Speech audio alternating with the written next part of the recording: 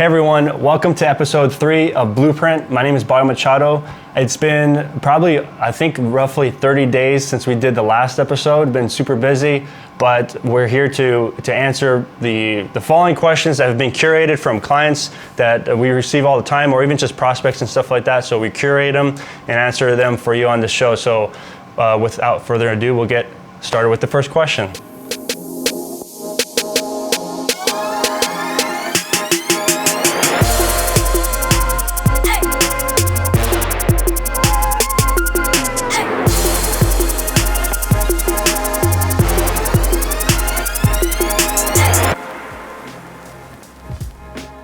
My market is super saturated and competition is tough. Organic search engine rankings are challenging to gain and paid search ads are too expensive. What else can I do to generate awareness and traffic? Perfect. This happens all the time with local businesses, especially with saturated markets. If you're the garage door repair company that's competing with 100 plus other garage door repair companies in your local geo area, Google has to know how to rank accordingly. And there's only 10 slots on the first page. So those, and the first 5 are really getting the most traffic. So you have to get creative and say, okay, well, does that investment actually make sense for where my business is right now? Because sometimes, like honestly, budget's going to be an issue if you're trying to rank a business like that on search. You need money to run paid search, or you need money to deploy like serious SEO efforts. So if you don't have that much cash flow as far as like a budget for marketing, that's where I tackle social media. And building a following, especially on like Instagram and Facebook, those are huge for local businesses. But the mistake that a lot of local businesses make on those platforms is creating posts to promote their services, and that's like literally the opposite that you want to do. You're like, no one wants to be sold anything. They want to learn stuff. They want to get some sort of value out of following you on Instagram. Otherwise, I don't see the point of me following a garage door repair company that's just trying to sell me stuff. So you have to think in those terms of a consumer's eyes. So creating valuable content and never going for an ask until you find a way on how to do that in the right way. Say, for example, you could run remarketing ads, which is, you could do that with a low budget, but at least you're hitting people that have already hit your website and are familiar with your brand. That's a different type of persona compared to someone that has no idea who you are. So that's my first take on it. Second is also leveraging YouTube. YouTube is literally the second largest search engine in the world. And it's still not being leveraged as much as it could be for local businesses. So if you're looking to rank for garage door repair Phoenix, creating video content around garage door repair, replacement installs, the brands that you work with, etc., but all around that geo area of Phoenix, you have a high chance of actually ranking, because it's probably a low competition right now because everyone's so focused on Google search as a priority. So that's my take on that question, and that's what I recommend for those situations. I just launched pay-per-click campaigns on Google Ads. Which metrics should I be measuring? Great question. So if you barely launched a Google Ads campaign, even if you're the business owner and you're like, I have no idea, but I need to get something going and stuff like that, first I encourage you to go to Google's Ads Academy and take the free courses that Google provides. Even just doing that free course will show you, like within 2 to 3 hours, you'll know enough to be able to be a threat in that sense.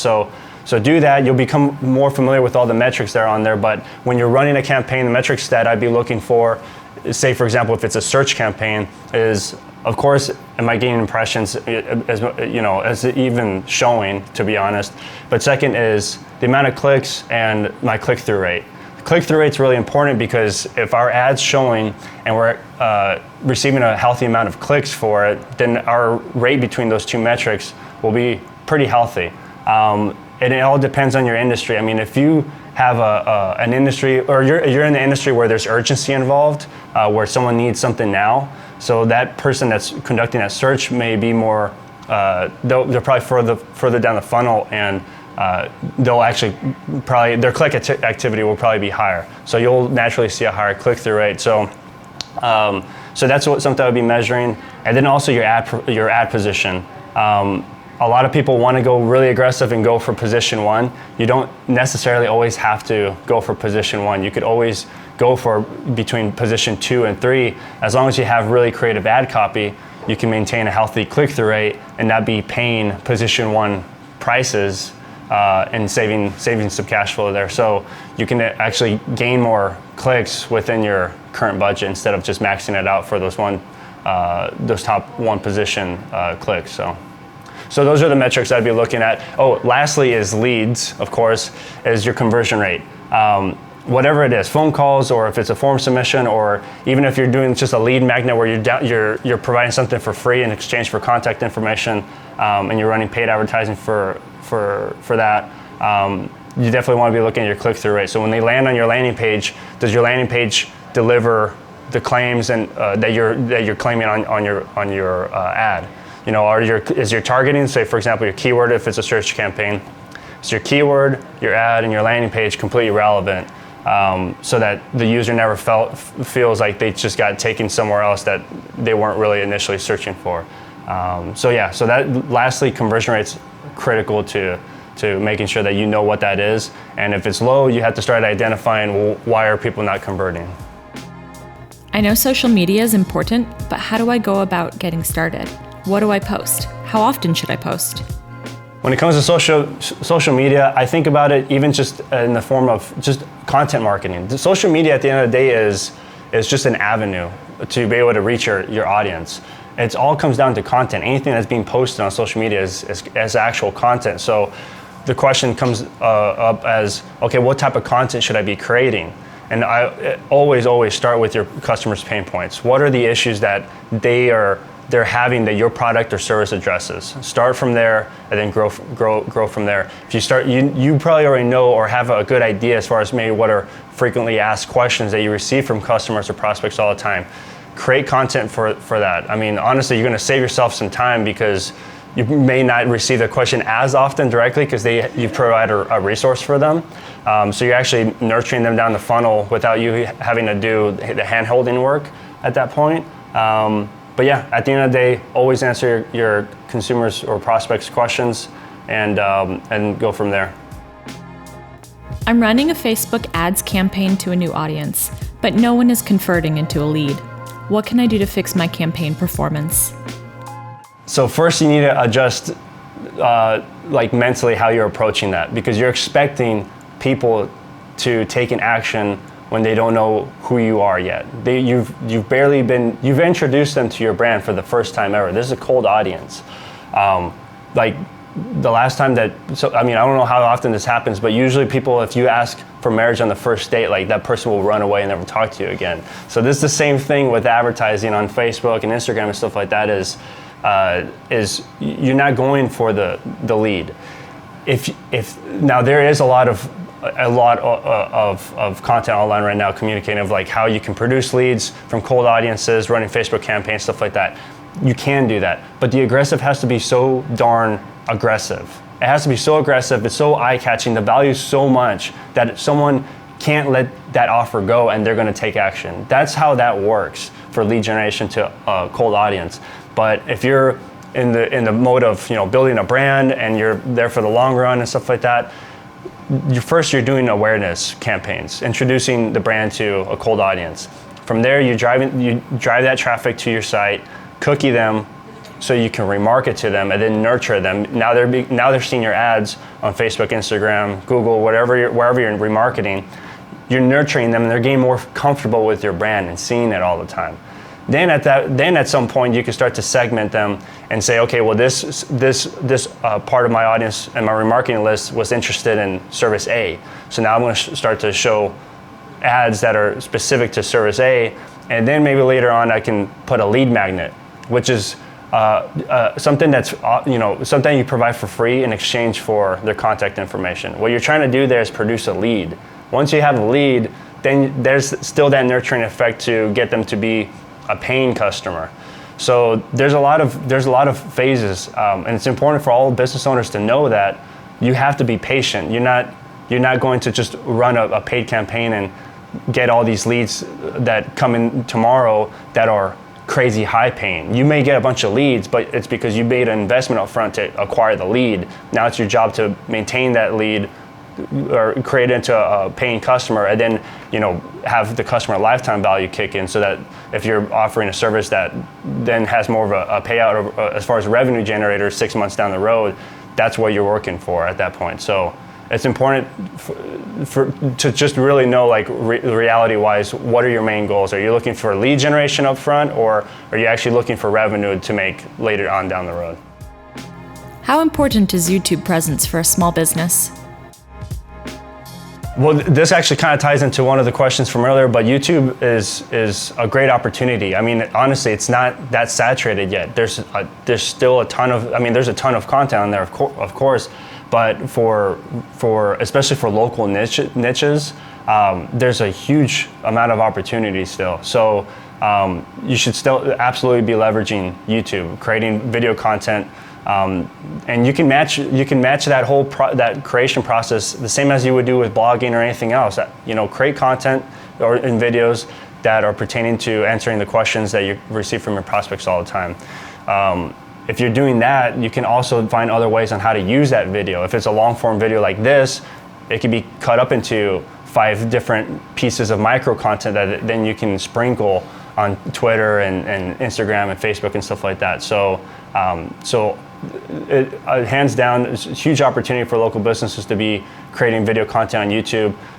Most people, honestly, it's more of it's timid. They're timid. They're not used to being in front of a camera like this. It could be, you may feel like it's weird at first or whatever, but then you have to think like, okay, well, think in terms that my business depends on it, and usually you'll like get off your ass and do it. So I strongly recommend going in on YouTube if you're a local business. Do you want to maybe tell them a little bit about how they can get started? I'd say, honestly, to start out is, what is the main question you receive all the time? Just start there. What is the one that you felt like, you know what, if I could just produce a video and have this video answer for everyone forever, what would that be?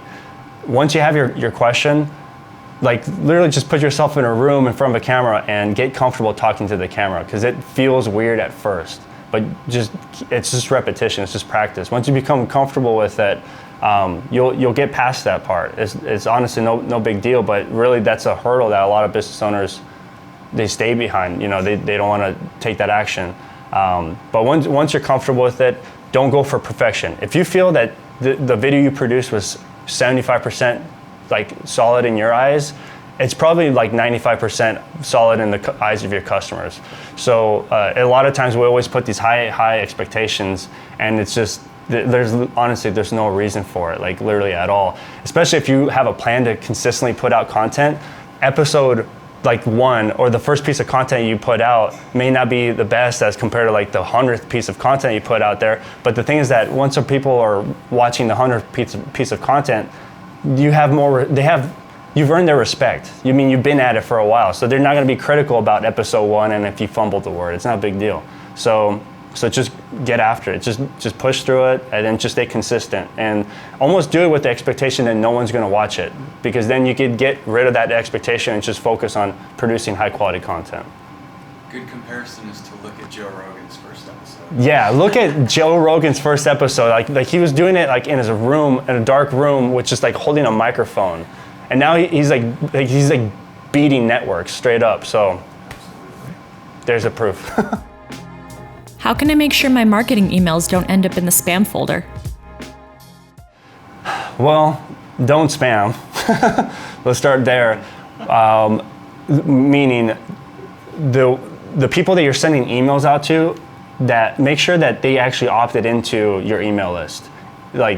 This whole thing of buying a list and emailing, honestly, it's a waste of time, because first off, when you do that and you receive an email that's unsolicited, I didn't opt into this or anything like that, I already have a bad taste about your brand. It's already we already started on the negative foot. So don't do that.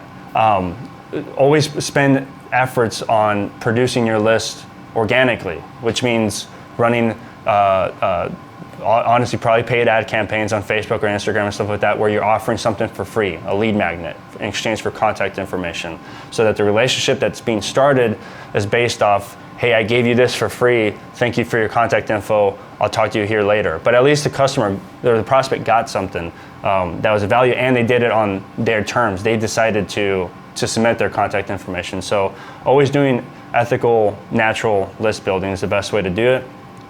And also just make sure that you're using a strong email provider. I mean, you can use, of course, like MailChimp and Infusionsoft and ActiveCampaign, even like FireDrum and stuff like that.